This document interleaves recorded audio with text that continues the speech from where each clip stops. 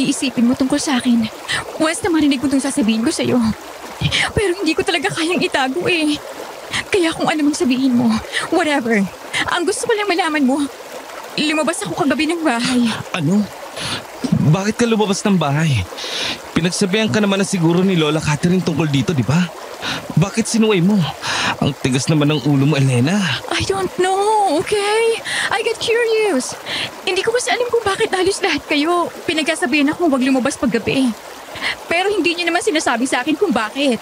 Natural mapapaisip ako niyan, kaya lumabas ako. Ay, sa susunod, matuto kang makinig kapag pinagsasabihan ka. Naintindihan mo ba? Kapag pinagbawalan ka ng isang bagay, yun ay para sa ikabubuti mo at para hindi ka mapahamak. Hindi naman sasabihin sa'yo yan kung ang intensyon ay ipahamak ka. So parang awa mo na kapag sinabi sa'yong wag. Pakinggan mo muna ako, Nick. Oo na, itatuta ko na sa isipan ko yan. Pero kasi, hindi lang yun eh. May nakita ako. Anong nakita mo? Paano ko ba ipaliliwanag to? Kasi kagabi, may nakita akong lalaki sa gitna ng daan. Ewan ko kung trip niya lang bang magpahangin doon. Wala naman akong pakialam eh. Pero gaya ng sinabi ninyo, bawal lumabas paggabi kaya sinabi ko sa kanya yon. Kaso nung umalap siya, hindi ko inaasahan yung nakita ko, Nick. Sabihin mo nga, may aswang ba sa baryong to? Yun bang dahilan kung bakit pinababawalan niyo ako lumabas ng bahay? May tinukot na ba, nilapa o ano? Please tell me! Hindi ako ang tamang tao na dapat magsasabi sa'yo tungkol dyan. Pasensya ka na, Elena. Ano? Nick, huwag ka namang unfair! Gusto mong sundin kita kasi ipinagdidiktikan niyo sa akin yung barrio rules niyo. Nasusundin ko naman. Pero yung ito, tingin ko naman parte na ako ng baryong to. Kaya may karapatan akong malaman ang totoo. Di ba? Parang awa mo naman oh. Sabihin mo naman sa akin kung ano yung nakita ko kagabi. Elena, umuwi ka na. Ngayon na. Opo, Lola. Tandaan mo to. Hindi pa rin ako titigil na alamin kung ano yung nakita ko. Hanggang sasabihin mo sa akin yung totoo. Uuwi na ako.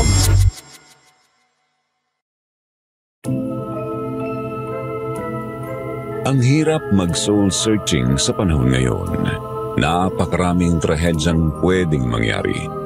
Kaya kayo mga kapwa ko listeners sa channel ng Kwentong Takip Silim, kung babalakin ninyong mag-soul search matapos yung mabroken, dapat may background na kayo sa lugar kung alin ang mga posibleng makita nyo doon at kung tingin nyo masyadong suspicious, huwag na kayong tumuloy. Kayo ba? Kung magsusoul searching kayo, saang lugar nyo gustong pumunta at bakit? Magandang araw, Sir Jupiter at sa lahat ng bumubuo ng Kwentong Takip Silim. Ako po si Elena. Itong kwento ko ay kwentong sa pilitang mag-process ng healing sa isang breakup na kalaunan na-realize kong hindi ko pala yun kailangan. Lalo na nung maranasan ko ang isang kahindik-hindik na pangyayari na pinagdaanan ko sa probinsya namin sa Siquijor. Nagsimula ang lahat nung pinilit ako ni Mama Celia, hindi niya tunay na pangalan, na umuwi sa Lola Catherine ko para dun magpagaling ng sugatan kong puso.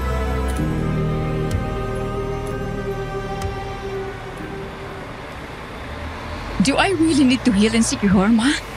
Pwede namang dito na lang sa Maynila. Ilang weeks lang to makakalimutan ko rin si Joshua. Trust me, Iha. With your stubbornness, I don't think you'll heal completely. Tsaka ayaw mo ba makapunta sa probinsya ko? Maganda ang lugar ng Siquijor. Malay mo, dun ka pa makakilala ng taong para talaga sa'yo. Nakausap ko na rin ang Lola Catherine mo at naghihintay na siya ngayon sa pagdating mo. Well, I guess I don't have a choice, ha? Sana lang talaga magkatotoo yung sinasabi mo na mag-heal ako. Masyadong masakit yung cheating na ginawa ni Joshua. Pakiramdam ko mamamatay ako. Mama mo ako, Elena. Of course, I know what's the best for you. Kaysa sayangin mo ang oras mo mag-bar at uminom kasama mga kapatid mo, mas mabuti pang magpahinga ka ron. Plus, kapag ayos naman na, pwede ka naman bumalik dito sa Maynila. Hindi naman kita pagbabawalan. Fine, I'll do that. Oh, siya. Nandito na yung bus. Sumakay ka na, nak. Bye, Ma. Una na po ako. Mag-ingat ka dito, ha? Ikaw ang mag-ingat dun, nak. Siguruhin mo hindi ka magiging sakit ng ulo ng Lola Catherine mo, ha? Nako, sinisigurado ko sa'yo kung malupit akong mama mo, mas malupit yun kaysa sa akin. Ay, so, sige na. Goodbye, Elena. I love you. I love you too, Ma.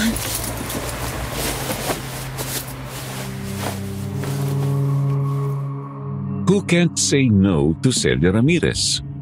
No one. Kaya nga nung nalaman niyang broken ako dahil halos sirain ko ang buhay ko sa kakahabol kay Joshua, bumalik lang siya sa akin. Sinuggest ni Mama na mas mabuting umuwi na lang ako sa probinsya namin sa Siquijor. Kung tama ang pagkakaalala ko, matagal ng panahon mula nung huli akong umuwi sa Siquijor. Bata pa lang yata ako noon, hindi ko na siya masyadong maalala ngayon. At heto mukhang araw-araw ko nang maaalala yung pagdaraanan ko doon dahil sa magiging malaking parte ng healing prowess ko ang pagtira ko doon sa probinsya. Ilang oras ang biyahe bago kami nakarating ng Siquijor, Sir Jupiter. At pagdating ko doon parang gusto ko na agad bumalik sa Maynila. Nawala kasi yung ingay ng mga sasakyan. At kung may mga taong nag-uusap man, hindi katulad sa Maynila na halos magsigawan sila.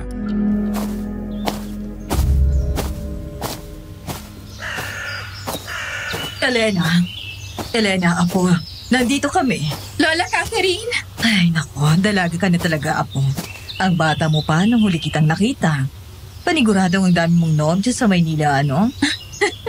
Mabuti nga po sana kung ganun na lang. Para hindi ako nagpakatanga sa isang lalaki lang. Alam mo naman, nasa lahi natin ang pagiging mapagmahal sa isang tao lang. Wala ka pa rin talagang pinagbago, Iya. Pilya ka pa rin talaga. Oh, nasa na nga palang mama mo? Hindi ka niya sinamahan dito? Hindi na po. Ang sabi ni Mama, kaya ko na raw ang sarili ko. Malaki na raw ako eh. Mas pilya yung anak mong yun, Lola. Pinababayaan niya ang pinakamaganda niyang anak. Paano pala kung naligaw ako? Or sa gitna ng daanan, nabanggatong sinasakyan ko? Hindi yata yun ang hihinayang sa diamanting mawawala sa kanya. Ay, nako, Iya. Hindi mo naman kailangang maligaw dahil bus lang naman ang Siquijor ang masasakyan mo rito. Pero tungkol naman sa hindi ka na makarating dito, abay hindi ako makakapahayag, no? Baka ubusin ko ang pamilya ng taong magpapahamak sa'yo. Oh, ang sweet mo naman po, Lola. Kaya the best Lola in the world eh. Hindi ka kagaya ng iba na ang hilig akong ikumpara sa ibang mga apo niya. Bakit? Hindi ka na ba talaga naging malapit sa mama ng papa mo? Hindi po. Tsaka wala na rin naman pong saysay, Lola. Hiwalay na sila ni Mama. Ayos na rin yun, no?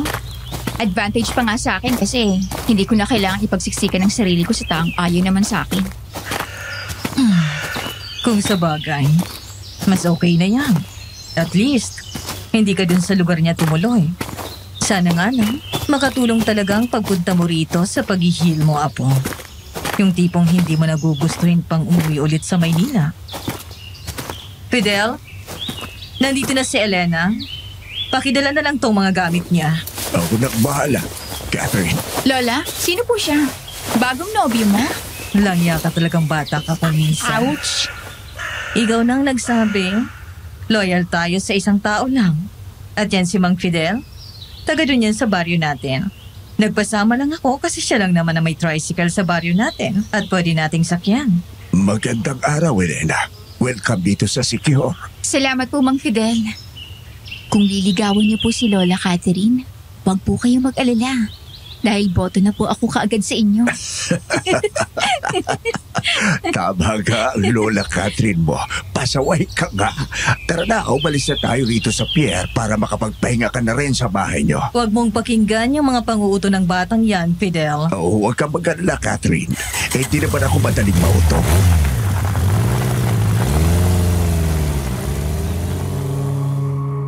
Tinawanan ko lang silang dalawa noon, Sir Jupiter. Noong mga panahong yun, wala akong kaalam-alam na iba pala ang ibig sabihin nila sa inakala kong simpleng biruan lang namin. Pagdating namin sa baryo, napansin ko agad ang kakaibang katahimikan ng mga tao. Nang bumaba kami sa tricycle, nailang ako dahil napunta sa amin ang tingin ng lahat ng tao. Kita sa mga mata nila na gusto nilang magtanong kung sino ako at kung ano ang ginagawa ko rito sa baryo nila. Ibinaba na rin ni Mang Fidel at Lola Catherine ang mga gamit ko.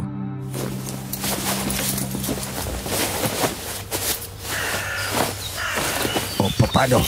Mauna na muna ako sa inyo. Salamat ulit, Fidel. Mamayang gabi, baka gusto mong dumaan dito sa bahay. Magkakaroon ng konting handaan nang ma-welcome man lang tong apo ko sa pagdating niya. Talagang pinaghandaan mo yung pagdating ng apo mo, Catherine, ha? Alam mong kailangan. Mahal na mahal ko tong apo ko eh. Paano hindi mo mamahalin, Lola? Ako lang naman po yung apo nyo.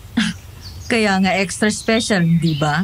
Alam nga namang ikaw na nga lang ang apo ko, tapos hindi ko pa gagawing espesyal ang pagdating mo rito. Ikaw talaga, Elena. May punto naman. Salamat po, Lola. And salamat din po, Mang Fidel. Walang anuman, Iha. Mauna na muna ako. Ayos na yung magiging kwarto mo rito sa bahay, Elena. Bali doon ka na lang sa kwarto ng mama mo tumuloy. Ayos ba yon? Malinis naman doon. Dahil sa matagal na panahon, kahit wala rito sa Siquijor ang mama mo, inalagaan ko pa rin yon. Alam ko kasing darating ang panahon na uuwi at uuwi pa rin kayo dito. Kaya hindi ko pinabayaan ang kwartong yon. Opo, Lola. Hindi naman po ako maarte sa magiging kwarto ko, kaya ayos na sa akin ang kahit ano. Mabuti na lang talaga at ikaw ang naging apo ko. Alam mo ba kung gaano kita ipinagmamalaki sa mga amiga ko? Ang sabi ko, kahit pasaway ka, marunong ka pa rin namang makinig at sumunod. May mga oras nga na ang panahon na hindi ka nakokontrol, sabi ng mama mo. Pero marunong ka rin magseryoso at sumunod, lalo na kapag alam mong kailangan. Kaya sobrang proud ako sa iyo. At natutuwa kung ako ang lola mo, apo. Lola naman, bakit ka po ganyan? Pinapaiyak mo naman ako eh. Pero syempre po, pinalaki naman po kasi akong maayos ni Mama Celia. Alam ko kung kailan ko dapat ibigay ang lahat. At kung kailangan kong tumigil na. Dahil ang sabi ni Mama, hindi na nakabubuti yun para sa akin. Sino pa bang dapat pakinggan ko kung hindi kayo lang? Di ba po? Kaya as much as possible po, kung alam ko pong sobra na, titigil na po ako. Ay, mabuti naman. O sige na, ayusin na natin itong mga gamit mo para makapagpahinga ka na. Baka mamaya masyado kang malunod sa pag-aasikaso ng mga bisita natin, tapos wala kang masyadong pahinga. Sige po, Lola.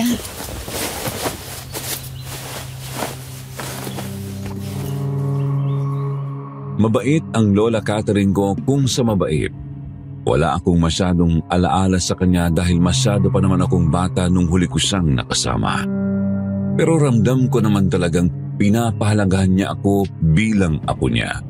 Ito yung bagay na hinahanap ko't hinihingi ko sana kay Lola Ramona, ang mama ni Papa.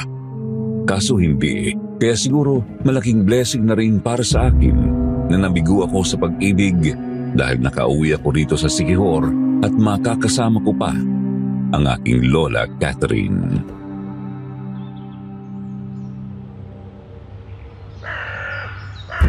Iya, ang lola mo ito, gising ka na ba?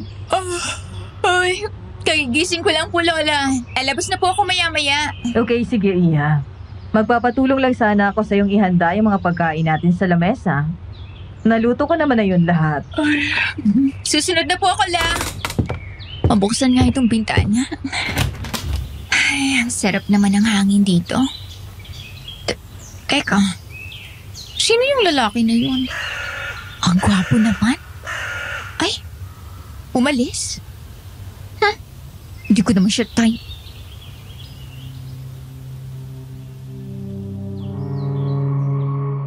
Matapos kong lumanghap ng hangin, inayos ko na ang higaan ko at saka ako lumabas ng kwarto ko. Naabutan ko si Lola Catherine na inaayos ang lamesa. Ang daming pagkain, yun ang una kong napansin. Kaya walang sali-salitang dumiretso na ako sa kusina para tulungan si Lola Catherine na mag-ayos ng lamesa.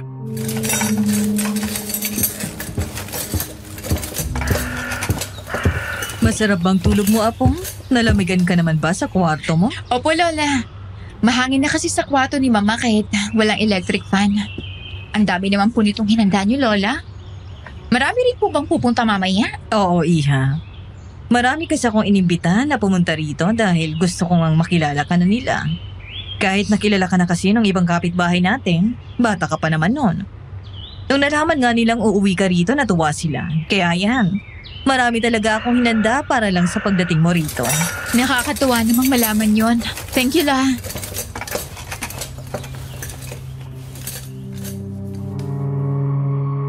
Hindi rin nagtagal, nagsidatingan na rin ang mga bisita ni Lola Catherine.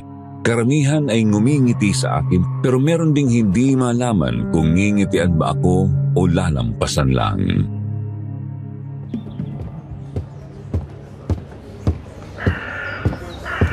Hi! Ikaw na ba si Elena? Yung apo ni Lola Catherine? Oo, ako nga.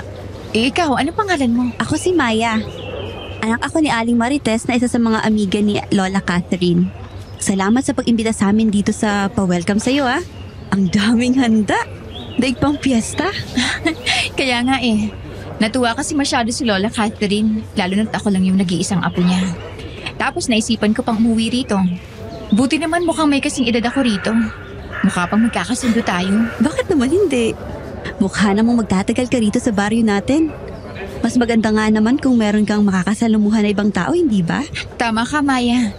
Ay, buti na lang talaga't nakilala kita.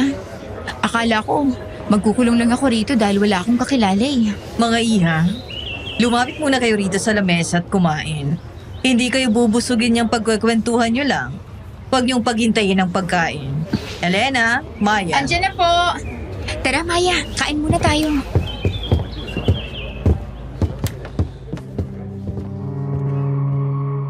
Pag-upo namin sa lamesa, pinaghanda ako agad ng pagkain ni Lola Catherine. Samantalang naghanda naman si Maya ng sariling pagkain niya. Tahimik lang kaming pinakikinggan ng mga matatanda na mga katabi namin na nagkwekwentuhan tungkol sa mga sari-sarili nila. So far, wala pa naman akong naririnig na nag-uusap sila tungkol sa buhay ng ibang tao. Mukhang may mga manners tong mga taga-baryo. Masahol kaysa sa mga taga-Maynila, pero natigilan ako nang ilapag ni Lola Catherine sa harapan ko ang pagkain na niluto niya, Sir Jupiter. Bakit ko ba sasabihin to? Hindi ko kasi alam kung anong klaseng lutong ulam yung inihanda ni Lola Catherine. Kulay itim na parang adobo pero may kintab na parang dugo. Amoy niya matamis na metal, hindi kagaya ng kahit anong pagkain na natikman ko.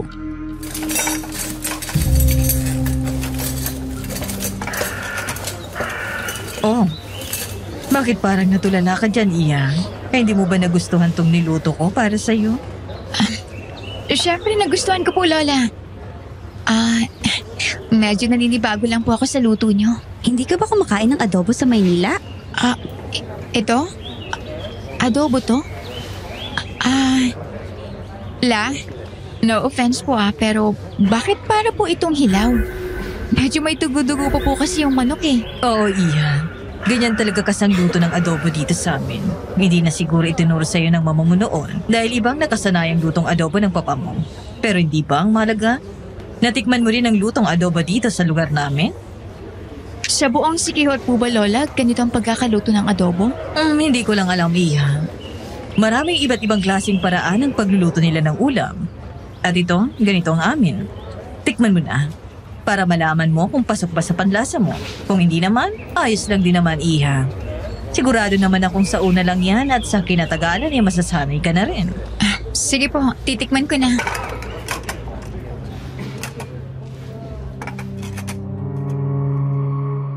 Sa sobrang kaba, mahigpit akong napahawak sa kutsara.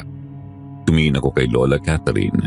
Matyaga lang siyang nakatitig sa akin na para bang hinihintay na wala akong choice kundi kainin ang niluto niya.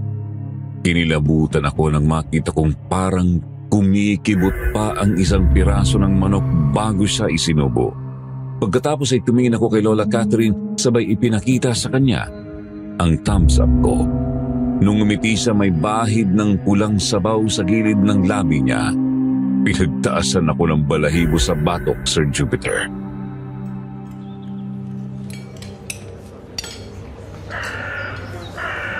Anong masasabi mo sa luto ko, Iya? Masarap, hindi ba? Masarap po, Lola. Medyo matigas lang yung laman pero masarap po siya. Salamat naman kung gano'n. Akala ko hindi mo magugustuhan. Huwag kang mag-alala. Sa susunod, tatagalan ko pang pagpapakulo sa laman para naman hindi na tumigas. Sige na, kain ka pa ng marami. Kailangan marami kang makain dahil niluto ko talaga ito para sa'yo. Sige po, ubusin ko muna to.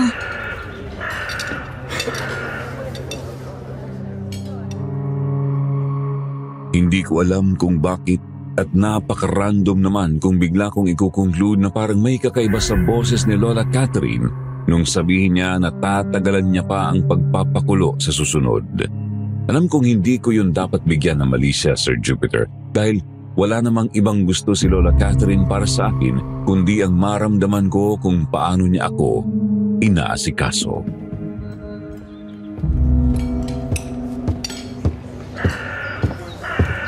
Lola Catherine, magandang umaga po.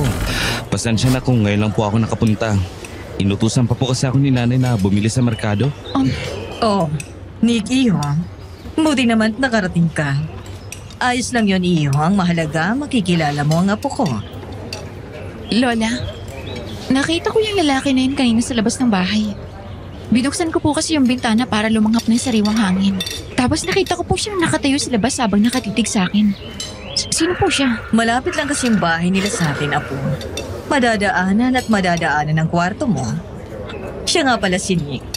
Isa sa mga anak ng mga amiga ko. Ang tingin ko magkakasundo kayong tatlo ni na Maya at Nick dahil magkakasing edad lamang kayo. Maya, baka naman pwede niyong maipasyal dito sa baryo natin si Elena nang makalanghap man lang siya ng sariwang hangin. Broken-hearted kasi siya. Uy, si Lola naman. Shinare pa talaga sa kanila. Talaga? May naging nobyo ka na sa Maynila? Oo, kaso cheater eh. Wala akong magagawa. Isusumpa ko na lang siya habang buhay. Sigurado akong baka sa mga oras na to, nagsisisi na yun sa ginawa niya sa iyo, apo. Kakain po muna ako. Tapos, tingnan ko kung saan namin pwedeng ipasyal ni Maya si Elena. Sige lang, iyo. Maraming salamat. Kumain ka ng marami, okay?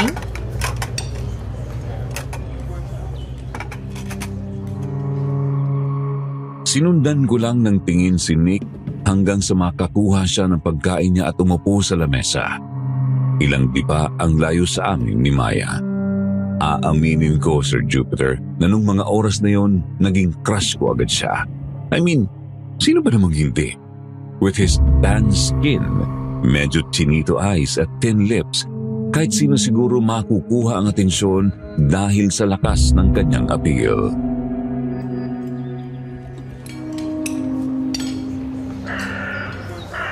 Ang gwapo ni Nick, no? Bakit? Crush mo? Matagal na. I see. Kahit sino naman siguro, magkaka-crush talaga sa kanya. Kahit ako, pero it doesn't mean na susulutin ko siya sa'yo, no? Mukhang nagkakataguan kayo ng feelings eh.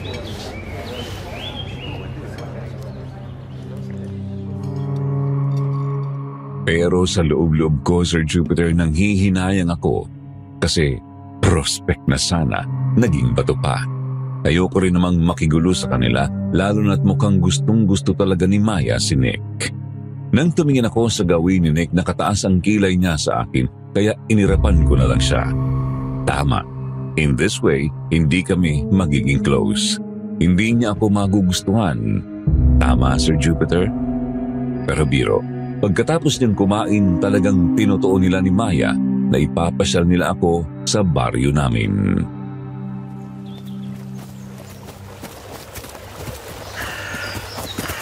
Wow! Ang ganda naman dito. Nakaka-relax yung hangin. Buti naman nagustuhan mo. Konti lang kasi talaga yung pwedeng pasyalan dito sa baryo namin. Pero masasabi ko namang sulit kapag pinuntahan mo. Itong lake na to, tinatawag namin tong luha. Ang kwento dito, marami na raw pumupunta rito ng mga ninuno natin para lang umiyak dahil, ewan, baka hindi na sila masaya sa buhay nila o mga iniwan sila ng dati nilang asawa. Bagay ka rito, Elena. Ito na lang lagi mong pasyalan para mahigop ng lake na to lahat ng luha mo at wala nang maitira pa. Para pagbalik mo sa Maynila, wala ka nang luhang may luluha pa sa dating nobyo mo. Nagandahan na ako sa lake na to eh. Basag trip na nga lang kayong dalawa. Pero alam nyo, siguro yung mga pumupunta rito dati, inaaraw-araw nila hanggang sa napuno na tong lake na to. Kayo ba? Nasubukan niyo na bang pumunta rito para lang umiyak? Maraming beses na. Hindi ko na nga mabilang eh. Sa dami ng nangyayari sa buhay namin ngayon, parang wala nang mapaglagyan yung lungkot na nararamdaman ko. Sa totoo lang, nung wala ka pa, madalas kami rito tumambay ni Nick. Parang itong lawa na lang yung tinuturing naming tagpuan. Na kapag nandito kami, tahimik ang buhay namin. At parang walang ibang nasa paligid namin, kundi kaming dalawa lang. In short, sa isa't isa lang kayo kumukuha ng simpatya. I felt that. Nung nasa Maynila ako, meron din kaming safe haven ni Joshua. Lugar na bibihira lang puntahan ng mga tao. Kung alam niyo yung Antipolo, yung City Lights, dun kami madalas tumambay ni Joshua. Kaso, nawala lang lahat ng yun ang parang bula. Dahil mas pinili niya yung panandaliang saya kaysa sa buhay na unti-unti na naming binubuo. Ay, pasensya na kayong dalawa ha. Naging emotional naman ako. Bago ka pa pumunta rito, nakikwento ka na sa amin ni Lola Catherine. Yung tungkol sa pamilya niyo. Ang sabi niya, hiwalay na ang mga magulang mo. Ano bang nangyari? Mukhang tama nga yung sinasabi ni Lola Catherine na lahat ng pwede niyang ikwento tungkol sa amin, ikinikwento. Well, simple lang. Ipinagpalit niya kami sa iba. Hindi ko alam kung may ideya kayo sa kasabihan na to or hindi. Pero yung tungkol sa mag-ama, na ikaw daw ang karma ng lahat ng ginagawa niya. Kung niloko na yung papa mo ang mama mo, malamang sa malamang sa'yo ang balik nun. Dahil lolokohin ka rin ng magiging boyfriend mo. Tingin ko tama nga yun. Kasi tingnan nyo, kung hindi ako niloko ni Joshua, baka wala ako dito ngayon. Baka nandun ako sa magiging apartment naming dalawa na pilano naming rentahan at nagpapakaasawa sa kanya. Simple lang naman yung pangarap ko sa buhay eh. Ang makatapos, ang masuklian lahat ng sakripisyong ginawa ni Mama para sa akin. And lastly, ang bumuo ng pamilya kasama si Joshua. Kaso, nakakainis. Naiiyak naman ako. Sorry. Ano ka ba? Ayos lang yun, Elena. Mabuti nga yun para maintindihan namin ni Nick kung saan nanggagaling lahat ng hinakit mo sa buhay. At para alam din namin kung paano ka namin matutulungan sa sarili naming paraan. Hindi ako magaling sa pagbigay ng advice tungkol sa pagmamahal dahil hindi ko pa naman nararanasan magmahal. Magkagusto, oo. Pero ang magmahal, hindi. Pero kung kailangan mo na makikinig sa'yo, libreng-libre kami ni Maya. Di ba, Maya? Oo. Tama. Tama si Nick. Advantage na rin na close ang mga nanay namin kay Lola Catherine. Dahil pwede tayo maging close na rin. Alam mo kasi napakailap ng ibang kasing idara natin dito. Yun bang hindi sila nakikihalubilo sa amin at kapag sinusubukan naman namin ni Nick, wala. Hindi rin umuubra dahil may mga sarili silang mundo. Buti na lang kasi iba ka. Marunong kang makisama. Ganun ba? Ang lungkot naman nun. Parang hindi ko yata kakayanin na mapupunta ako sa isang lugar na wala man lang akong makaka-close. Nasanay kasi ako sa Maynila. Na kahit saan ako mapunta may kaibigan ako. Hindi tulad dito. Eh di, ang friendly mo pala. Sa kabilang banda, ayos na rin naman sa amin ni Maya na hindi nila kami pansinin. Kasi ano namang silbi ng dami ng mga kaibigan mo kung hindi naman nila pinapahalagahan yung pinagsamahan nyo, di ba? Wala rin saysay. Kaya kami ni Maya, hindi naman sa tinataboy namin sila gaya ng ginagawa nila sa amin. Pero kung sino lang lumalapit para kausapin kami, edi yun lang. Ayaw namin ipilit ang mga sarili namin sa mga taong ayaw sa amin. Kaya ikaw, Elena, kung nagawa mo mong magmakaawa nun sa nobyo mo para lang hindi kanya iwanan, sana hindi mo na gawin ulit yun ngayon. Para sa akin, blessings in disguise na napunta ka rito sa Siquijor. Kasi bukod sa may bago kaming kaibigan ulit ni Nick, may masasandalan ka na. At may tao ka nang pwedeng takbuhan kapag kailangan mo ng tulong. Alam kong bago pa lang tayo magkakilala. Pero ba't feeling ko ang tagal na? Seriously, Nick and Maya, nagpapasalamat ako na nakilala ko kayo. Totoo rin yung isa pang quote na lagi kong nababasa sa Facebook. Na kung may aalis man sa buhay natin, yun ay dahil may bagong darating. Either good or bad man ang ending ng pagkakakilanlan natin sa isa't isa. Sana, maalala niyo pa rin sa huli kung paano tayo nag-usap-usap ng ganito.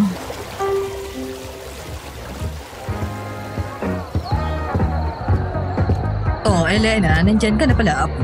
Butit na kauwi ka na. Hinating ka ni Nick at Maya? Opo, Lola. Ang sayang hapon nilang kasama eh. Marami-rami po kami napuntahan kanina. Ang dami rin namin napag-usapan tungkol sa isa't isa. Pero yung pinaka-tumatak sa akin yung lugar ng lake rito. Bukod sa ang ganda ng tanawin, nakaka-relax rin yung hangin, La. Gusto ko nga pong pumunta doon ulit Pwede mo naman laging puntahan yun, Iya. Lalo na't magtatagal ang pag-i-stay mo rito sa Siquijor. Kamusta naman? Gusto mo na bang umuwi sa Maynila? Hindi ko nga po alam, Lola. Parang sa nangyayari sa buhay ko ngayon. Tama yung sinabi ni Mama na mas mabuting nandito muna ako. Kahit ano naman ang maging desisyon mo, Iya, nakasuporta lang ako sa'yo dahil lola mo ko. Oo nga po pala. Ang dami pa pong tao sa labas ng bahay May mga nagiinuman at legit okay pa po. Hayaan mo na sila. Minsan lang naman kasi magkaroon ng okasyon dito, kaya minsan lang din silang ganyan. Pagbigyan na natin. Masyado kasi silang natuwa para sa akin dahil nag-materialize na raw yung pangarap ko na makauwi ka rito sa Siquijor. Makilala sila, tumira man lang dito sa probinsya. Tsaka alam mo hindi ka sanay ng ganito sa Maynila, Iya. Dahil village ang tinitirhan yung bahay doon ng mama mo. Talagang ganyan lang dito sa baryo. Pero masasanay ka rin. Wala naman ba silang sinabi sa'yo o ano? Wala naman po. Maliban na lang sa kung paano nila akong titigan, La. Medyo na-awkwardan po ako Sorry po. Hindi po kasi ako sanay na tinititigan masyado. Pero kung kinausap naman po nila ako kanina, sasagot naman po ako. Pasasalamat na rin dahil sa pakikipag-celebrate nila sa inyo sa pagdating ko. Ramdam ko pong welcome na welcome ako rito sa baryo natin. Teka lang, Iya. Pagbubuksan ko lang ng pinto itong kumakato. Magandang gabi, Catherine. Huli na ba ako para sa salo-salo niyo? Ikaw pala, Fidel. Hindi pa naman. Meron pa naman akong luto na natira na nasa kusina at hindi pa nakakain ng mga bisita. Kaso konti na lang yun. Dahil yung iba nasa lamesa na naman nagiinuman, ginawang pulutan. Halika, pasok ka. Mang Fidel, kayo ho pala. Buti na lang po't nakarating po kayo. Ako na pong bahala mag-asikaso ng pagkain niyo. Pasasalamat malang sa paghatid niyo sa amin kanina ni Lola Catherine dito sa bahay. Naku, Elena, nag-ambala ka pa. Kaya ko ng sarili ko, ha? Pabayaan mo na nga po ko, Fidel. Baka gusto lang din talagang mapalapit sa'yo ng bata. Sige na, Elena. Ikaw muna mag-asikaso kay Fidel at lalabasin ko muna yung iba pa nating mga bisita. Dahil baka may gusto pa silang kainin. Ikaw munang bahala, okay? Tawagin mo lang ako kapag may kailangan ka pa. Opo, Lola. Ilang taong ka na nga pala? 25 po, Mang Fidel. Fresh graduate ng BS Accountancy sa Maynila. Bakit po? Wala naman. Iniisip ko lang kung may mga nabanggit sa iyo ang Lola Catherine mo tungkol sa mga patakaran natin dito sa baryo. Lalo na tuwing gabi. Meron pong patakaran dito sa baryo? Although, alam ko pong hindi naman ako gagala dito paggabi dahil wala naman po akong alam na galaan. At hindi ko po kabisado tong lugar. Pero nakakagulat lang na meron pala. Oo, meron. Masyado na kasing talamak ngayon ang trahedya. Ang Lola Catherine mo ang kapitana ng baryo natin. Kaya ginagawa niya lahat para lang mapanatiling tahimik at safe tayo dito sa baryo natin. Hindi ko po alam na siya pala ang kapitana nitong baryo natin. Kung hindi niya po sinabi, Mang Fidel. Pero nakakatuwa naman kung ganon. Kaya po pala kanina, nahalata ko sa mga kapitbahay yung respeto sa kanya ng ibang tao na pumupunta rito. Kahit pa yung mga amiga niyang iba. Tungkol po pala sa patakaran, ano po ba yung mga pinatupad dito ni Lola?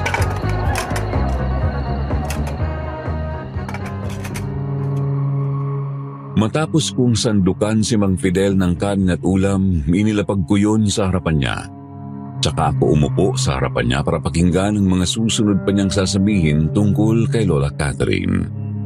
Sa totoo lang, namamangha pa rin ako sa nalaman ko tungkol kay Lola. Akalain mo yun, siya ang kapitana sa baryo namin. Kahit laganap na yung pangunguna ng mga babae sa panahon ngayon, Sir Jupiter, hindi pa rin maiwasan na may ibang nang prejudice pa rin sa mga babae. Na parang hindi sila kumbinsido na babae ang mamuno sa napakaraming dahilan na madalas wala namang saysay ang mga pinupunto.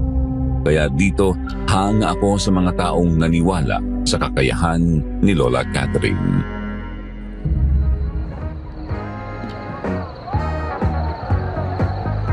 Kumbaga, bawal lumabas kapag gabi. Oh, bakit ganyan ang mukha mo, Iha? Parang gulat na gulat ka. Sa inyo ba sa Maynila, hindi kayo pinagbabawalan na lumabas pag gabi na? Hindi naman po sa ganon. Pero may tinatawag lang po kasi na curfew, Mang Fidel. At kapag curfew na, syempre hindi na kami lumalabas. Yun po bang unang patakaran related din sa pagkakaroon ng curfew? Hindi, Iha. Talagang pagpatak ng alas 6 ng gabi. Wala nang bukas na tindahan dito sa atin dahil kailangan sarado na. Oo, magmumulta ka. Yun lang naman ang pagpipilian. Kaya yung ganitong kasiyahan, minsan lang mangyari ito. At kapag nangyayari yon, talagang sinusulit ng mga tao rito. Dahil hindi sila sigurado kung kailan sila ulit magkakaroon ng pagkakataon na mag-celebrate uli ng mga ganap nila sa buhay. Seryoso ba, Mang Fidel? Hindi naman po ba sobrang higpit nung ginagawa ni Lola Catherine dito sa baryo? Hindi nila inyo-post man lang? Ayos lang po sa inyo? Kung ako ang tatanungin mo, Iha, sobrang sanay na ako na hindi lumalabas ng bahay, lalo na paggabi. Kaya matagal na ring ayos lang sa akin ang patakaran ng lola mo. Hindi ko lang alam sa iba. Hindi naman ako madalas nakikisalamuha sa mga tao rito. Dahil yung mga kaibigan ko, kung hindi umaalis ng Siquijor, namamatay naman. Ang bilis nga Ilang taon na rin pala ang nakalipas mula noong naiwan ako mag-isa rito sa baryo. Pero ayos lang rin dahil natutunan ko na ring mahalin yung katahimikan na sana tumagal ang ganito. Ang lungkot naman po pala ng buhay niyo, Mang Fidel. Pero ano po pala yung iba pang patakaran ni Lola Catherine dito sa baryo natin? Ikalawa, bawal tumingin at makialam kapag may naririnig kang ingay mula sa bubong. Kahit ano pa yun, Iha. Kahit gaano kalakas, kahit mukhang may nag-aaway o may hayop na nilalapa, huwag na wag kang sisilip.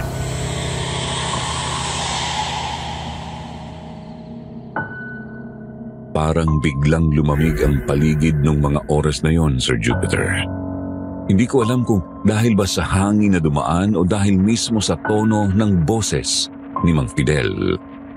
Naramdaman ko ring tumayo ang balahibo ko sa batok at mga braso ko. Ang kanina'y maaliwalas na mukha ni Mang Fidel ay bigla na lang naging seryoso.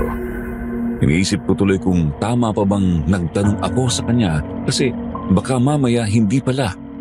Ayokong takutin ang aking sarili.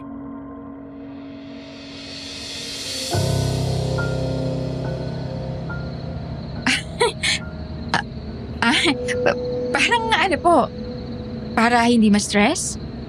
O baka para hindi matrauma sa mga eksena? Hindi, Iha. Dahil may mga bagay na kapag nakita mo, baka hindi mo na mababawi ang mata mo sa nakita mo. At ang mas masahol pa, baka ikaw pa ang kasunod.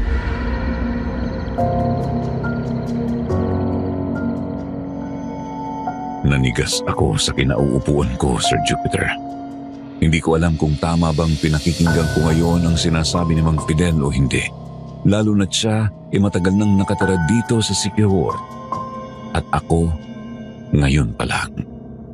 Naramdaman kong parang namawis bigla ang kamay ko. Nang tumingin ako sa bintana, nakita ko yung mga bisita na nagtatawanan habang nagkakantahan. Namataan ko rin si Lola Catherine na malawak ang ngiti habang inaasikaso ang mga bisita namin. Kaya hindi ko maiwasang mapaisip gaano katotoo itong mga sinasabi ni Mang Fidel sa akin.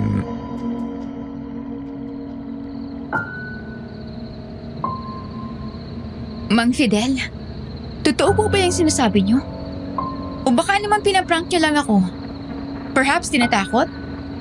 Ayoko namang pumultuhin dito o mapahamak. Kaya bago-bago ko pa lang Kung prank lang ito, Iha, dapat kanina pa ako tumatawa. Pero Elena, tingnan mo ang mga tao rito. Bakit sa tingin mo, lahat sila mabilis magsara ng tindahan? Bakit sa tingin mo, kahit may piyesta, kapag tumungtong na ang gabi, wala kang makikitang bata sa kalsada. Subukan mo maglakad mag-isa bukas ng gabi. Tapos sabihin mo sa akin kung gusto mo pang tumawa. Wala na pong okasyon bukas. Panigurado pong hindi na papayag si Lola Catherine na lumabas ako ng bahay. Totoo nga ang sinasabi ni Catherine. Piyak ang bata ka. Pero alam mo kung kailan ka dapat sumunod. Bueno, sa tingin ko naman, hindi ka mapapahamak sa lugar na ito basta may susunod ka lang sa mga gusto ng Lola Catherine mo.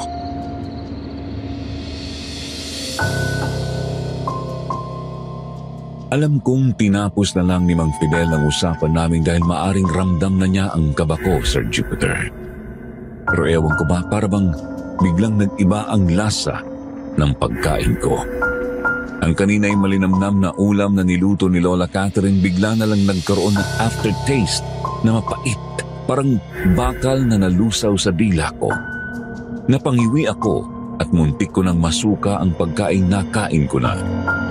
Nang sulyapan ko si Mang Fidel, bumalik na siya sa pagkain at umakong parang wala siyang sinabi sa akin na magpapakaba sa akin.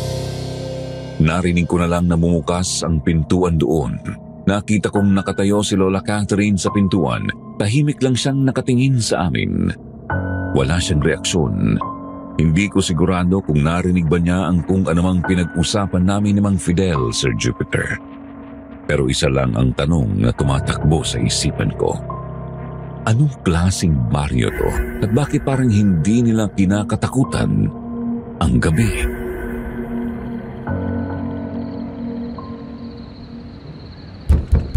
Elena, gising ka pa ba? Pwede ba akong pumasok sa kwarto mo, Apo? Opo, Lola. Bukas po yan. Pasok lang po kayo. Gabi na pula. 11:30 na ng gabi. Bakit hindi pa po kayo natutulog? Hindi ko rin alam, Iha. Siguro dahil buhay na buhay ang dugo ko mula kaninang umaga pagdating mo.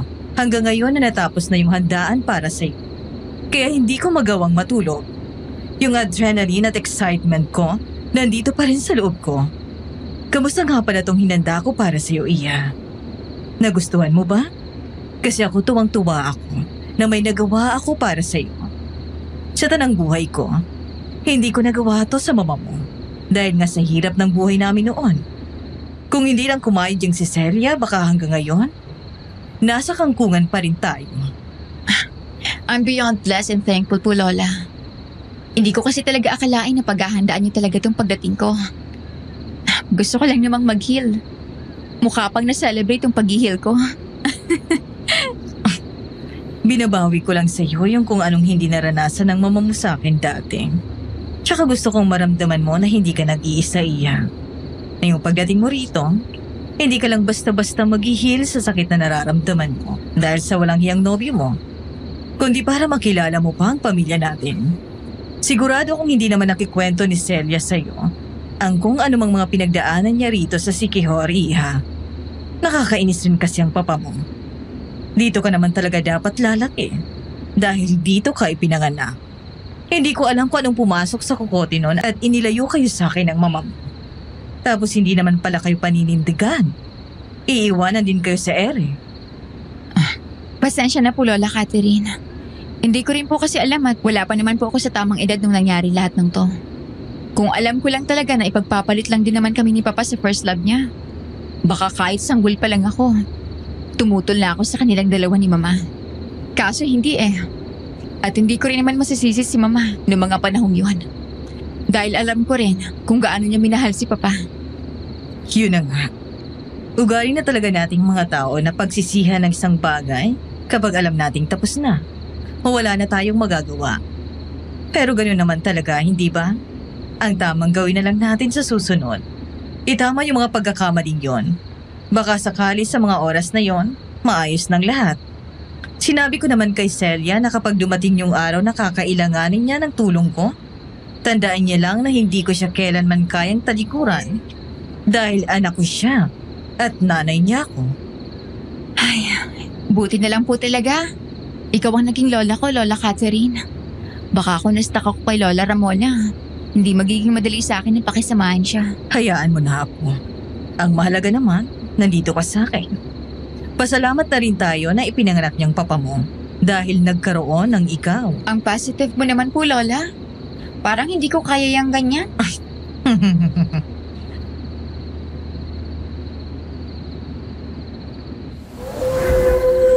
Ay, ano ba yun? Parang mas dumoble naman yata yung lamig na naramdaman ko ngayon, ha? Ang lakas namang umalulong nitong aso ng mga kapitbahay. Parang ayaw magpatulog, ah.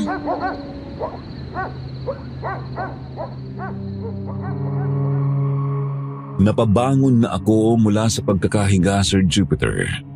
Hindi na ako makabalik ulit sa pagtulog. Ikatlong gabi ko pa lang dito sa Siquijor at ngayon ko lang naranasan yung ganun kaingay, ang tinis.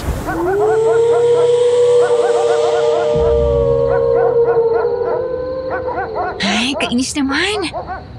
Makapagsulat na nga lang sa diary ko. Ang tagal ko na rin hindi nagsusulat.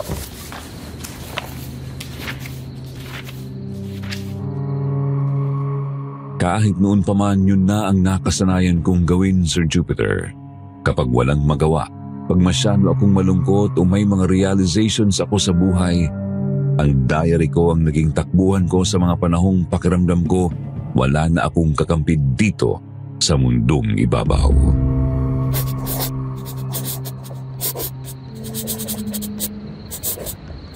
Kamusta na kaya yung si Joshua? Masaya naman kaya siya ngayon sa buhay niya? At ano namang pakialam mo kung masaya na siya, ha, Elena? May magbabago ba? Babalik ba siya sa'yo? Hindi. Kasi bukod sa manhid ng ex-boyfriend mo yun, wala pang emotional intelligence. Nalaman mo na yung worth mo. Kaya huwag kang tanga. Please. Thanks.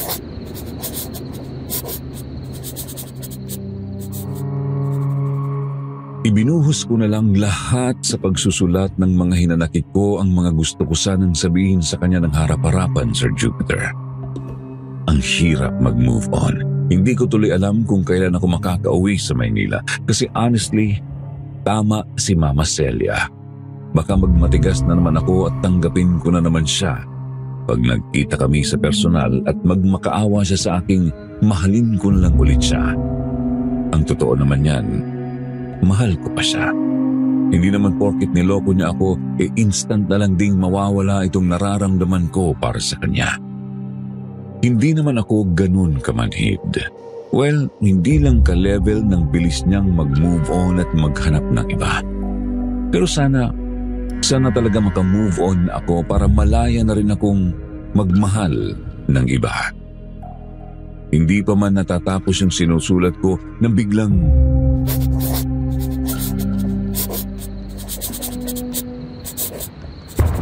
Shucks! Ano yun? Bakit ang ingay naman si Bubong? Akala ko bawal lumabas ng ganitong oras. natigilan ako nang parang may bumagsak sa bubong namin, Sir Jupiter. Halos ibalot ko na nga ang sarili ko sa kumot dahil kinabahan ako sa narinig ko. Hindi yun basta kaluskos lang kasi ramdam ko yung bigat sa bawat yapak ng kung anumang nasa bubong namin ngayon. Ano yun? Paniki ba yun? Pero bakit ganun na lang kalakas yung pagaspas nun? Puntahan ko na ba si Lola Catherine? Kaso baka tulog na siya. Pero, shucks Lola! Kung naririnig mo man ako, kahit hindi ako naniniwala sa telepathy, puntahan mo naman ako dito sa kwarto ko. Natatakot na po ako. Kinilabutan ako dahil sa malamig na simoy ng hangin na pumapasok sa bintana ko.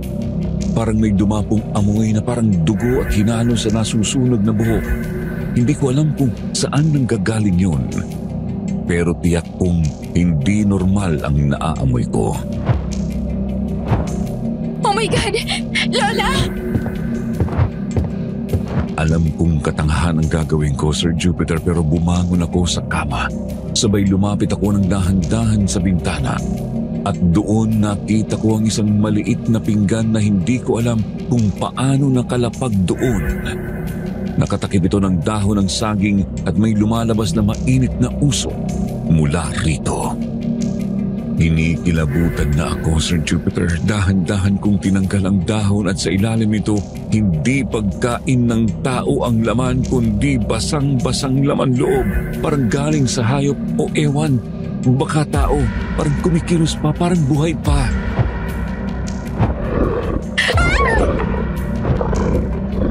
Tinakpan ko agad ang bibig ko dahil napalakas ang sigaw ko, Sir Jupiter. Hindi ako pwedeng gumawa ng ingay. Pero sigurado ako sa isang bagay. Hindi ako nag-iisa ngayong gabi. Bukod kay Lola Catherine, pakiramdam ko may iba pa. Umatras ako pabalik sa kama at napaupo na lang doon. Para akong natulala na lang bigla at hindi na malaman pa ang gagawin.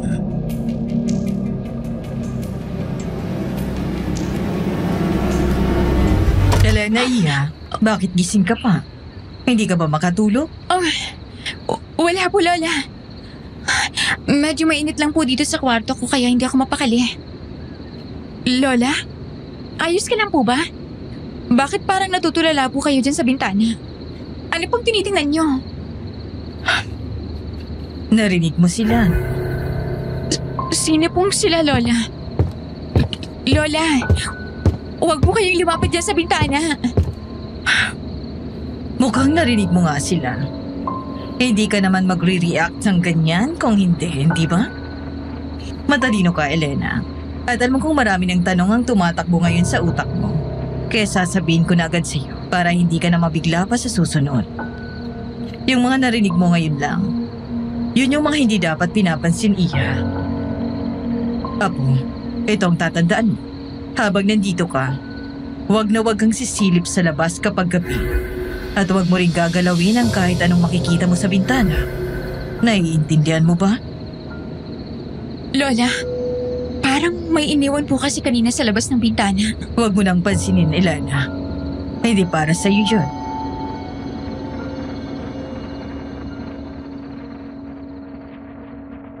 Natulala na lang ako sa sinabi ni Lola Catherine. Nung mga oras na yon, hindi ko alam kung mas matatakot ba ako sa narinig ko mula sa bubong o dahil sa tono ng boses ni Lola. Kasi ang siste para bang sanay na siya sa ganitong bagay. Parang normal lang sa kanya.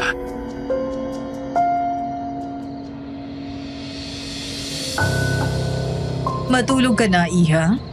Marami ka pang dapat makita bukas. At gusto kong magising ka ng may lakas.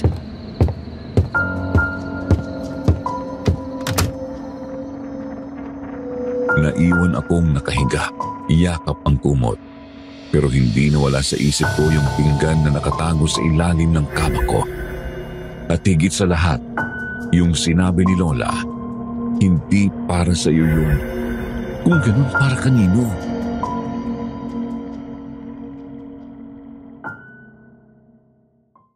Kinabukasan, sinubukan kong kalimutan yung nangyari kagabi. Sumama ako kay Lola Catherine papunta sa palengke, pero iniwan niya rin ako saglit para makipag-usap sa mga kabaryo niya. Kaya ayun, naglakad-lakad na lang ako dahil nakakaburyo naman kung mag-isa lang akong nakatayo sa gilid habang may katsismisan si Lola Catherine. Kaso, napansin ko parang may kakaiba rito sa mga taga-baryo. Napapaisip ko kung narinig din ba nila ang kung anong narinig ko kagabi. At kung oo, bakit parang wala silang reaksyon? Bakit parang ako lang yung halos hindi nakatulog dahil sa kaba sa nangyari kagabi?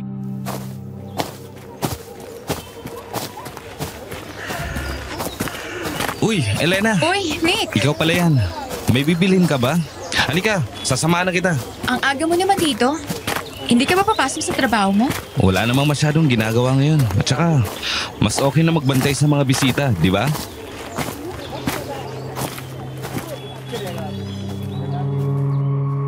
Napakunot noo ako sa huli niyang sinabi. Kung makapagsabi naman siyang bisita sa akin, parang hindi ako taga rito. Oo, hindi ako dito lumaki, pero hindi naman ibig sabihin nun hindi na ako taga rito, di ba? Loko-loko din tong si Nick eh.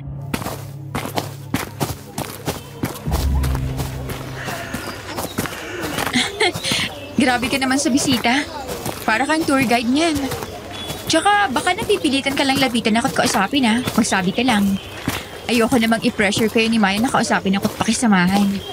Matututunan ko rin sigurong tumayo sa sariling pa ako kapag nasanay na ako rito sa baryo natin.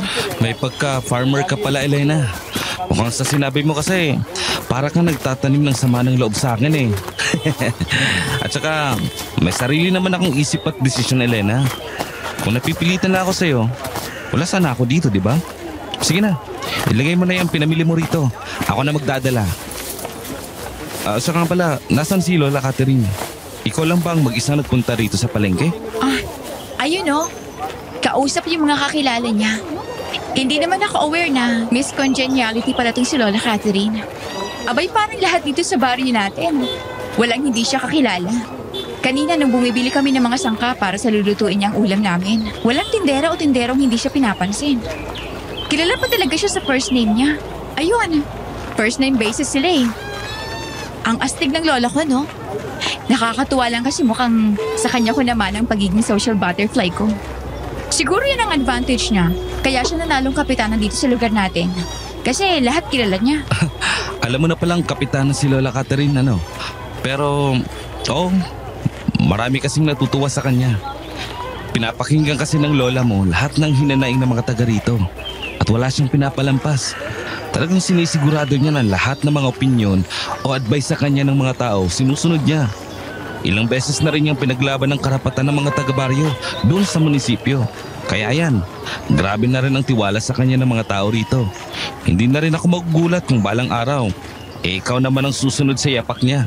Nako, mukhang malabo. Magaling lang ako maging madaldal pero yung sabihin mo sa mga tao, hindi. Ayos ka lang ba, Nick? May dumi ba ako sa leeg? Grabe ka naman kasing makatitig. Parang gusto mo na akong kagatin yan eh. Hindi Gusto mo ba akong tamaan kay Lola Catherine? May pula lang kasi sa leeg mo, parang kinagat ng lamok. Pero ayos lang yan. Hindi naman ganun kahalata kung hindi mo tititigan. Kaya kahit hindi mo natakpan.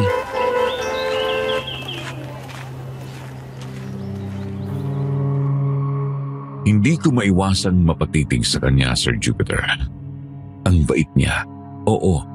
Pero paminsan may mga kilos na parang hindi ko mabasa. Tulad niyan, saglit siyang napatitig sa leeg ko. Ang tagal pa na hindi ko na napigilan ang sarili kong punahin siya. Tapos agad din naman siyang umiwas. Ano kaya ang meron?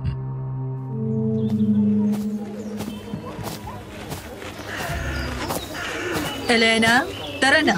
Umuwi na tayo. Halika na, samahan na kitang pumunta sa kanya.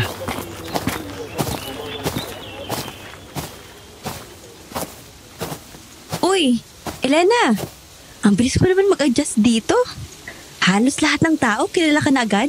Nakakatuwa naman. Mabait naman kasi kayo sa akin eh. Nakakagaan ng loob. Basta, may paalala lang ako, Elena. Huwag ka masyadong tumingin sa mata ng mga tao dito, ha? Lalo na paggabi. Ha? Bakit naman? Ano bang meron? Hindi ko nilang sasabihin dahil malalaman mo rin naman yun sa huli. Basta makinig ka na lang sa akin. Para sa'yo rin to.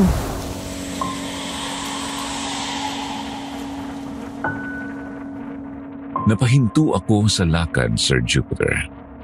Parang may kung anong bumigat sa hangin. Doon ko rin napansin na lahat ng daan palabas ng baryo parang nagtatapos lang sa iisang kalsada na bumabalik ulit sa gitna. Paulit-ulit kahit saan ako tumingin, parang wala talagang palabas. At doon nagsimulang bumilis ang tibok ng puso ko, Sir Jupiter. Hindi ako sigurado kung guni-guni lang ba o talagang may invisible wall na pumapalibot sa baryo.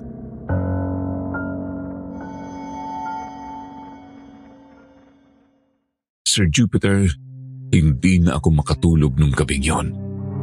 Ang hirap kasing mawala sa isip ko yung sinabi ni Maya na huwag akong masyadong tumingin sa mga mata ng mga tao dito, lalo na paggabi. Ang problema, paano kung hindi ko sinasadya? Ano bang meron sa mga mata nila? Kaya kahit anong pilit kong ipikit ang mata ko, hindi talaga ako mapakali. Kaya napilitan akong lumabas ng bahay para magpahangin. Sabi ko sa sarili ko saglit lang tapos balik na agad ako para magpahinga. Pero habang naglalakad ako sa makipot na daan ng baryo, biglang tumahimik ang paligid. Para bang lahat ng aso, lahat ng kuliglig sabay-sabay na tumigil at naiwan lang yung tunog ng yabag ko.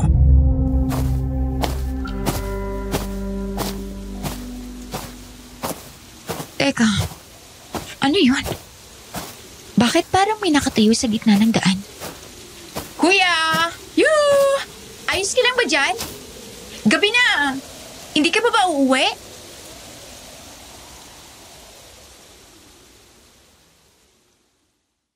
Pero hindi niya ako pinansin, Sir Jupiter.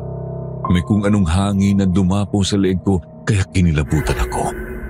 Biglang ang lamig na ng paligid at kahit saan ako lumingon ay walang tao.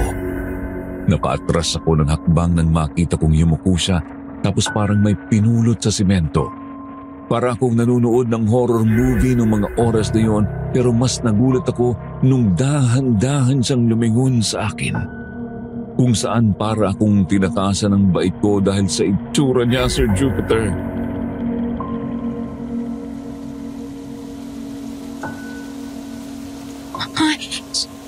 Sino ka? At doon nagsimula ang hindi ko inaasahan. Nakita kong humaba ang mga kuko niya para bang mga pangil ng hayop. Ang mata niya, kumislap ng kulay dilaw at ang dila, Diyos ko, ang haba. Lumabas na parang ahas at nangingintabang mga yon sa ilalim ng buwan. Ang katawan niya nagbago sa mismong harapan ko. Narinig ko pa ang unti-unting pag-crack ng mga buto niya habang lumalaki ang balik at tumahaba ang leeg. Hindi ako makagalaw. Hindi ako makasigaw. Para bang nanigas lahat ng laman ko. Hindi totoo to. Hindi totoo to. Lana! At nung akala ko tatapusin na niya ang buhay ko, biglang may tumawag sa pangalan ko mula sa dilim. Elena? Hindi ko alam kung tao ba yun o ibang nilalang na naman pero isang bagay ang sigurado ako sa gabing yun, Sir Jupiter. Nakasaksi ako ng unang tunay na pagbabago at hindi ko alam kung makakalimutan ko pa yun. Tama na yan. Napalingon ako at nakita si Lola Catherine dala ang kanyang tungkod. Ang nakakatakot, hindi siya nagulat. Hindi siya natakot. Para bang sanay na siya sa nakikita niya, Sir Jupiter. Lola, nakita niyo ba yun? Hindi tao yun. Hindi normal yun. Hindi lahat ng bagay ay dapat mong pangalanan, Ian. At parang utusan na umurong bigla yung nilalang papunta sa dilim. Naiwan akong halos mabuwal sa takot pero si Lola Catherine nakatingin lang sa akin para bang sinusukat kung hanggang saan ang kakayanin ko.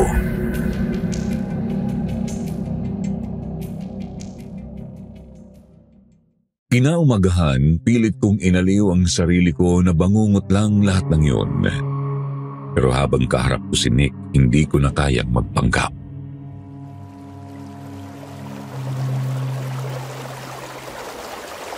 Hindi ko alam kung anong iisipin mo tungkol sa akin. Once na marinig mo itong sasabihin ko sa'yo. Pero hindi ko talaga kayang itago eh. Kaya kung ano mang sabihin mo, whatever. Ang gusto ko lang malaman mo. Lumabas ako kagabi ng bahay. Ano? Bakit ka lumabas ng bahay? Pinagsabihan ka naman na siguro ni Lola Catherine tungkol dito, di ba? Bakit sinuway mo? Ang tigas naman ng ulo mo, Elena. I don't know, okay? I got curious. Hindi ko kasi alam kung bakit halos lahat kayo. Pinagsasabihin na kung huwag lumabas paggabi. Pero hindi niyo naman sinasabi sa akin kung bakit. Natural mapapaisip ako niyan. Kaya lumabas ako. Ay, sa susunod, matuto ka makinig kapag pinagsasabihan ka. Naintindihan mo ba? Kapag pinagbawalan ka sa isang bagay, yun ay para sa ikabubuti mo at para hindi ka mapahamak. Hindi naman sasabihin sa'yo yan kung ang intensyon ay ipahamak ka. So parang awa mo na. Kapag sinabi sa'yong wag. Pakinggan mo muna ako, Nick. Oo na. Itatatak ko na sa isipan ko yan. Pero kasi, hindi lang yun. May nakita ako. Anong nakita mo? Paano ko ba ipaliliwanag to? Kasi kagabi, may nakita akong lalaki sa gitna ng daan. Ewan ko kung trip niya lang bang magpahangin doon. Wala naman akong pakialam eh.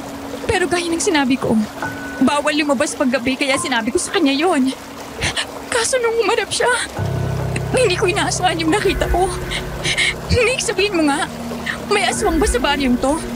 Yun ba ang dahilan kaya niyo ako pinagbabawalang lumabas na bahay? May dinukot na ba, nilapa o ano? Please tell me! Hindi ako ang tamang tao na dapat magsasabi sa'yo tungkol dyan. Pasensya ka na, Elena. Ano? Nick, huwag ka namang maging unfair. Gusto mong sundin kita kasi ipinagdidiktikan niyo sa akin yung barrio rules niyo. Nasusundin ko naman. Pero yung ito, tingin ko naman pati na ako ng baryong to. Kaya may karapatan akong malaman ng totoo, di ba? Parang awa mo na. Sabihin mo naman sa akin kung ano yung nakita ko kagabi. Elena, umuwi ka na. Ngayon na. Opo, Lola. Tandaan mo to. Hindi pa rin ako titigil na alamin kung ano yung nakita ko hanggang sasabihin mo sa akin yung totoo. Uuwi na ako, Nick. Pasensya ka na, Elena.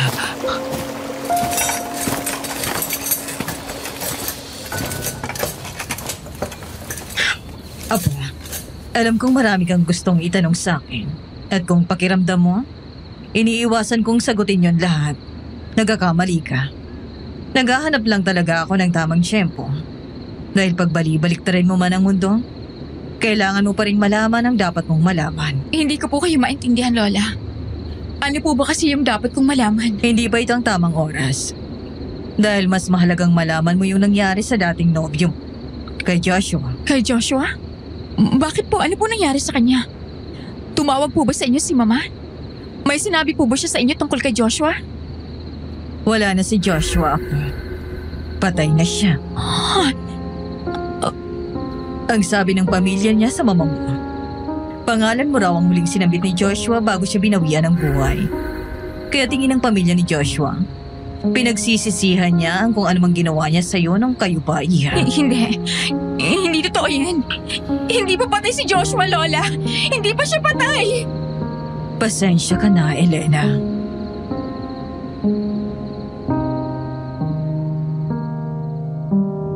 Halos maglupasay ako sa sahig dahil sa sobrang sakit ng puso ko noong mga panahong yon, Sir Jupiter. Ang daming taong pwedeng makaranas ng bigla ang pagkamatay o ang pagkamatay mismo, pero bakit si Joshua pa? Oo, ginawa niya ako ng masama, pero hindi sa ganitong paraan ko sa gustong magbayad ng kasalanan niya sa akin. Kahit pa wala akong kinalaman sa pagkamatay niya, parang hindi ko pa rin matanggap.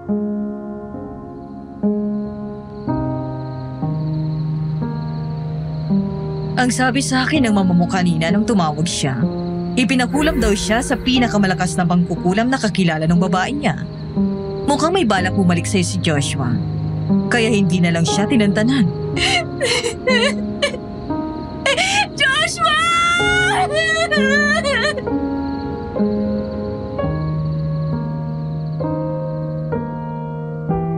Nung gabing yon, Sir Jupiter, alam kong may parte rin sa pagkatao ko ang namatay na dahil sa kanyang pagkawala.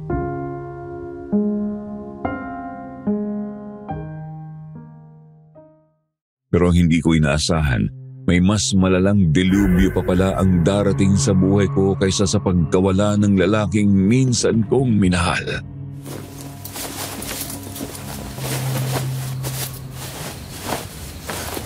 Ayoko na. Tama na. Gusto ko na umuwi ng Maynila. Parang awa niyo na. Elena, matulog ka na.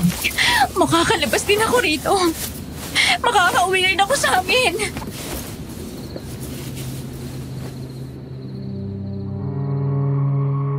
Lumayo muna ako sa bahay, Sir Jupiter.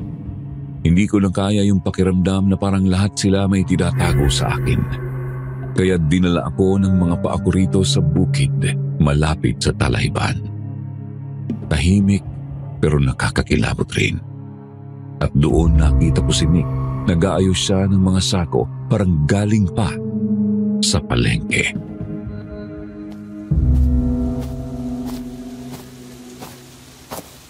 Nick? Oh, Elena, ba't mag-isa ka rito? Pinapunta ka ba rito ni Lola Catherine? Hindi ka na ba bad trip sa akin? Nick, pasensya ka na kung nasigawan kita nung nakaraan. Nadala lang ako ng emosyon ko noon dahil hindi ko na alam kung sino pa bang pwede kong kausapin dito sa baryo. Kaya, Pwede ba kitang makausap ng seryoso?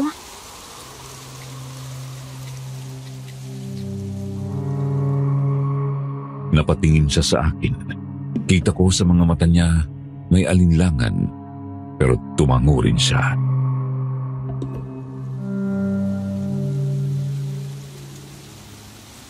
Hindi ko na talaga kasi alam kung sinong pwede kong pagkatiwalaan dito. Kagabi, may narinig ako. May nakita ako. May iniwan sila sa bintana ko. Hindi pagkain ng tao, Nick. Mga lamang loob, basa pa ng dugo. Elena, Kaya ikaw lang yung nilapitan ko. Kasi alam kong mabait ka. Ikaw lang ang naiiba sa kanila. Nick, gusto ko lang namang umuwi sa Maynila. Si Joshua, nabalitaan kong namatay siya. At habang nandito ako, hindi ko alam kung paano na pa siya mauuwian. Para kasing walang balak si mamang pauwiin ako kahit alam niyang gusto ko. Lalo na siya ang tinawagan ng pamilya ni Joshua. Nick, please, hindi ko na alam ang gagawin ko.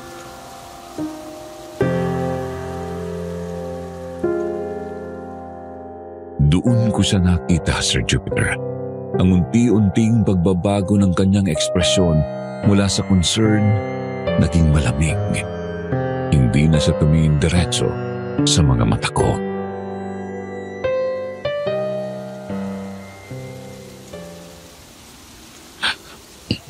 matagal na kitang minamanmanan, Elena. Anong ibig mong sabihin? Akala mo ba, basta-basta ka nalang pinauwi rito ng mama mo? Hindi.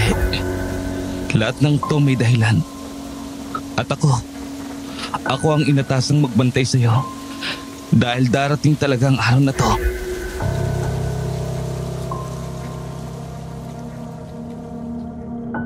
Nanlaki ang mga mata ko, Sir Jupiter. Hindi ko alam kung tatakbo ba ako o makikinig kasi ang lamig ng boses niya at mas lalo pa akong natigilan ng unti-unti kong makita ang pagbabago sa anyo niya.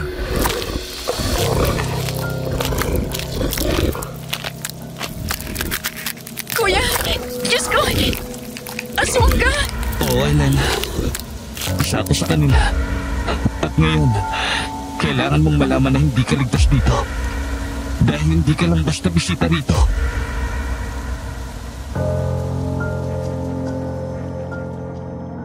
Doon ko naramdaman, Sir Jupiter, na akala ko siya ang kakampi ko. Pero siya rin pala ang bantay ko, ang halimaw na matagal nang nakasunod sa akin. Hindi ko na alam kung paano ko narating ang bahay ni Lola Catherine para bang dinala na lang ako ni Nick dito. Ang bigat ng bawat hakbang ko, parang may tanikala na nakapulupot sa paa ko.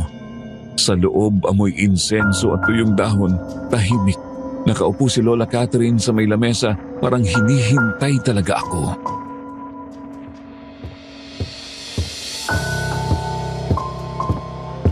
Apo, Lola, anong nangyayari? Bakit sinasabi ni Nick na isa siya? Huwag ka na magpanggap na wala kang nararamdaman, Elena. Alam mo rin, ramdam mo, di ba? Tuwing gabi, yung panginginig sa laman mo, yung amoy ng dugo na hindi mo matanggihan.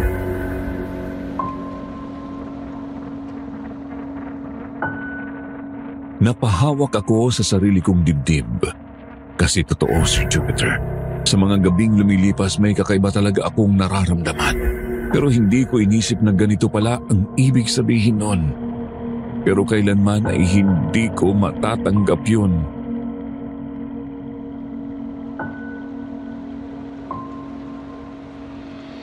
Anong ginagawa mo rito? Bakit mo ako sinundan? Hindi ako tulad nyo! Elena, matagal ka naming hinintay. Hindi ka pinauwi rito para lang magbakasyon. Pinauwi ka dahil ikaw ang susunod. At para rin malaman mo, hindi ka niloko ni Joshua. Kinailangan naming gawin yon para magkaroon ka ng dahilan na umuwi rito. At nagtagumpay naman kami ng mama mo. At ang pagkamatay niya, pasensya na. Pero kami ang gumawa nun. Ayaw naming may maging hadlang sa mga plano namin. Sinubukan kanyang puntahan dito. Kaya napilitan ng mama mo na tapusin na lang siya. Nanlamig ang buong katawan ko, Sir Jupiter. Hindi ko alam kung iiyak ba ako o tatakbo pero ramdam ko ang totoo sa boses niya. Ang hindi ko maintindihan kung bakit umabot sila sa puntong kailangang may madamay na ibang tao. Bakit ako? Bakit hindi na lang si Mama? Total siya naman ang anak ni Lola. Hindi ko to kailanman matatanggap. Sana patayin na lang ako kaysa itulad sa kanila. Lola, anong ibig niyong sabihin? Ako ang pinuno ng mga aswang sa baryong ito. At ikaw, Elena, ikaw ang tagapagmana. Hindi ko na narinig ang sumunod na sinabi niya kasi parang huminto ang lahat ng tunog sa paligid ko. Ang tanging naririnig ko na lang ay ang tibok ng puso ko na parang sasabog na. Kung saan nakita ko si Maya na nakatayo lang sa isang sulok, tahimik, walang emosyon. Pero sa mata niya, may kung anong lungkot. Para bang matagal na niyang alam ang lahat ng ito.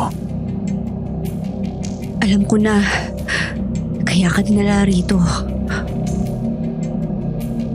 At sa likod ko nakita ko si Mang Fidel. Nakaluhod, nakatungo para bang wala na siyang magagawa kundi maging saksi ng lahat ng ito. Hindi na bago ang sinapit mo, Iha. Matagal na itong plinano. Doon ko na-realize, Sir Jupiter, hindi ako dumating dito para mamuhay ng tahimik.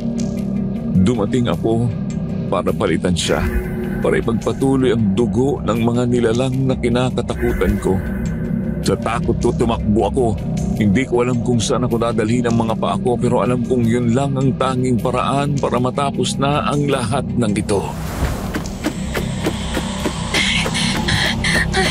Bakit parang paikot-ikot lang tong daan? Kanina pa ako tumatakbo. Pero dito pa rin ako nauuwi. Hapon na ako, Sir Jupiter. Lahat ng dinaanan ko pamilyar na. Para bang sinasakal ako ng baryo at habang tumatakbo biglang nag-iinit ang katawan ko. Hindi ito pawis lang. May kumakalam sa sikmura ko na hindi ko maipaliwanag. Gutom. Gutom na parang dugo ang hahanap.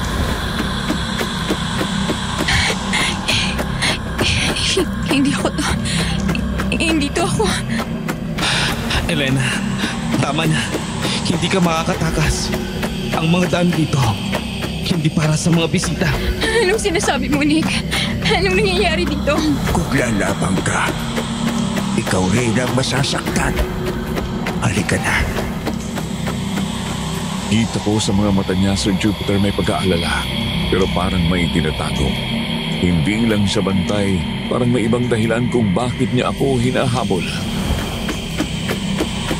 Hindi mo pa ba nararamdaman, Elena? Unti-unti ka nang nagiging katulad nila. Katulad namin. Maya, anong pinagsasasabi mo? Tingnan mo ang mga kamay mo. Sa sinabi ni Maya na patingin ako sa mga palad ko, namumula, mainit, para bang kumikislap ang mga ugat ko sa ilalim ng balat. Hindi ko alam kung mas matatakot ba ako sa baryo o sa sarili ko. Babalik ka sa dugo. Sino kayo? Ano to? Iha, huwag na. Kahit saan ko tumakbo, iisa lang ang hantungan dito. Kapag pumili ka ngayon, walang balikan. Halos manghina ako, Sir Jupiter. Kahit ang mga mukha sa paligid ko parang nagiging ibang tao. Ang baryo parang may buhay. Umiikot ako pero palaging dito ang punta at lahat sila alam nila kung ano ang mangyayari sa akin. Pero hindi ako tumigil sa pagtakbo hanggang sa napadpad ako sa isang kapilya. Dinig na dinig ko ang tunog ng lumang kampana at mas lalo nitong pinalala ang tibok ng puso ko. Hindi ko na alam kung paano ako napadpad dito. Para akong dinala ng mga paa ko nang hindi ko sinasadya. Ang lumang kapilya puno ng kandila at sa gitna may bilog ng abo at dugo. Doon ako nila pinapagitna. Ano to? Bakit ako nandito? Anong ginagawa niyo sa akin? Elena, huwag ka nang lumaban. Isa ka na sa amin. Hindi! Hindi ako katulad nyo! Hindi ako! Oo, Apo. Katulad ka namin. Ikaw ang tagapagmana. Ang dugo mo ang hinahanap ng gabi. Sir Jupiter, halos gumuho yung tuhod ko sa sinabi niya. Ang mga mata niya hindi mata ng isang ordinaryong lola. Para silang dilaw na kumikislap sa liwanag ng kandila at lahat ng tao sa paligid. Yumuko sa kanya na para siyang reyna. Dugo ng tagapagmana. Handog sa gabing walang hanggan. Ramdam ko nag-aapoy ang katawan ko. Umiinit ang dugo ko at parang gustong kumawala ang mga ngipin ko. Nanunood sa ilong ko ang amoy ng sariwang dugo. Hindi ko alam kung kaya ko pa itong pigilan.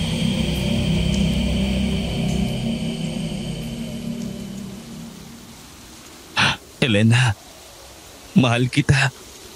Hindi ko alam kung kailan nagsimula, pero yun ang totoo. Pero ito ang kapalaran mo. Huwag ka nang lumaban. Meg! Kung mahal mo ako, bakit mo ako sinusuko?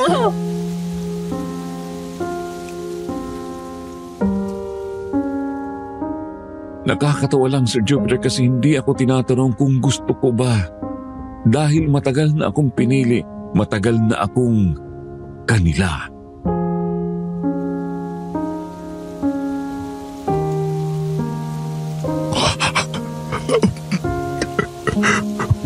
Patawarin mo kami.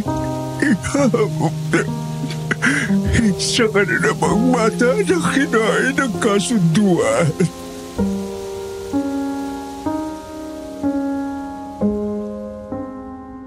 At sa gabing yon, hindi ko alam kung ako ba ang lumaban o tuluyan ng bumigay. Basta ang alam ko, iba na ang tumatakbo sa mga ugat ko. Hindi na ako tao.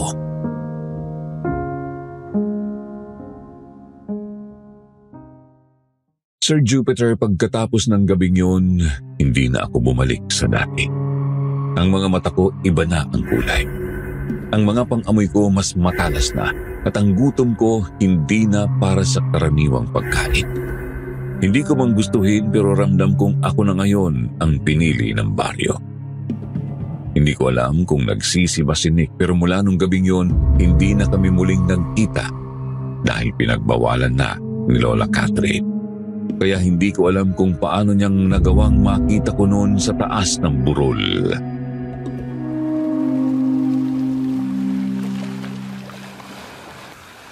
Kung ganito ang kapalit ng dugo ko, may halaga pa bang pagiging tao? Elena, Bakit mo pa ako hinahanap? Hindi ba tapos na? Nag-iisa na ako sa kanila. dahil kahit anong mangyari, tao ka pa rin sa paningin ko. At mahal kita.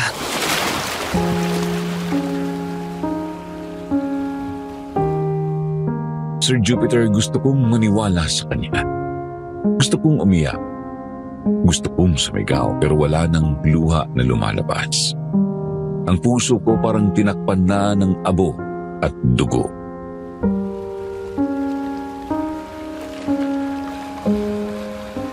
Kung mahal mo ko, Nick, kalimutan mo na ako.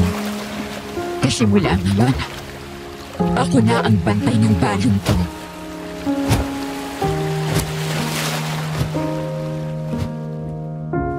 At sa unang pagsikat ng araw, lumipad ako palayo sa burol. Ang mga kamay ko puno ng dugo. Ang mga mata ko hindi naak. Pero isang bagay ang sigurado. Hindi na ako si Elena na dating umiiyak para sa isang lalaking iniwan siya. Ako na ang Elena na kinatatakutan sa baryo ng mga aswang.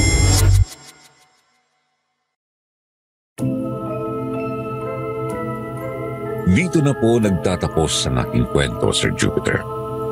Hindi ko alam kung may matututunan ba ang iba sa inyo sa kwento ko o wala. Pero sana meron. Hindi kami nagkatuluyan ni Nick at ilang taon din bago ako muling na-expose sa mga tao dahil ginawa akong binukot ni Lola Catherine. Pagkatapos niyang mamatay dahil minsan siyang natarget ng mga manunugis, doon pa lang ako nagkaroon ng pagkakataon na makalaya. Ilang taon din ang tiniis ko, kaya ngayon ko lang din nagawang sumulat dito. Si Mama Celia, humingi siya sa akin ng tawad. Alam niya ang pagkakamali niya bilang isang ina at bilang isa ring anak. Sinabihan niya akong pwede kong gawin lahat ng gusto kong gawin bilang tao. Sabi ko nun sa kanya, mukhang malabo dahil hindi ko na alam kung paano. Tinulungan niya ako noon, Sir Jupiter. Matagal na rin pala niyang tinalikuran ang dugo namin. Pagkatapos niyang mapaslang si Joshua. Ang sabi niya, meron pa naman daw paraan at yung paraan na yun, ang ritual na pumutol sa akin sa pagiging aswang. Ang nagdala sa akin ngayon, dito. Kaya baka magtaka po kayo kung paano ko nagawang sumulat despite sa pinagdaanan ko. Ito na po ang sagot. At sana maunawaan niyo ang kwento ko. Ayun lamang po, Elena.